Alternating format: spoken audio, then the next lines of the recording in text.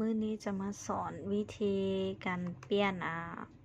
พื้นหลังของ Word Excel ให้มันเป็นสีโน้นสีนี้เด้อตัวนี้มันคอมของลูกค้ามันจะเป็นสีเป็น Word เป็นสีดำเนาะสาเหตุที่Word แล้วก็ Office มันเป็นสีดำก็เพราะว่าลูกค้าใช้เป็นคอมโหมดดัตโหมดเนาะเป็นโหมดสีดำมันจะเวลาเราใช้ Office แล้วมันจะเป็นสีดำส่วนวิธีที่เราสิเปลี่ยนWord Excel ให้มันเป็นแต่ละสีเนาะจะเข้ามาใน Word แล้วก็มันจะเป็นสีดำแบบนี้เนาะบางคนก็สีคุ้นเคยบางคนก็มันดำแล้วมันเฮ็ดให้เรา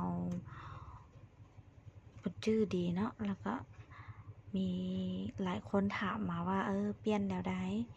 แล้วก็มื้อนี้สิมาพามาสอนวิธีเปลี่ยนเนาะมีแต่เข้ามาบ่อนไฟล์อยู่เทิงนี้แล้วก็มาบ่อน Account ตัวนี้เนาะ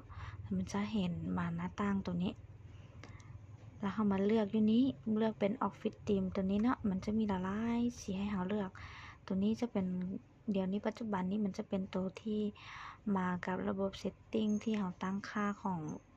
Windows นี้มานะเราสิเปลี่ยนเป็นสีขาวเราก็เปลี่ยนตัวนี้เปลี่ยนสีดำก็เปลี่ยนตัวนี้เปลี่ยนแต่ละสีที่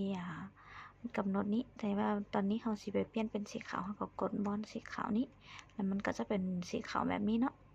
แต่ถ้าเราสิเป็นสีดำมันก็กดเปลี่ยนเป็นสีดำแต่ว่าถ้าของผู้ใดเป็นเวิร์ดที่มันมามันเป็นตัวนี้สีเทาผู้ใดที่เป็นของเวิร์ดที่มันมาเป็นตั้งค่า setting default มันเป็นสีดำอยู่แล้วล่ะมันจะบ่ได้เปลี่ยนแต่ส่วนของผู้ใดที่มักใช้เป็นโหมด Windows เป็นโหมดดำมันจะเป็นสีดำหมด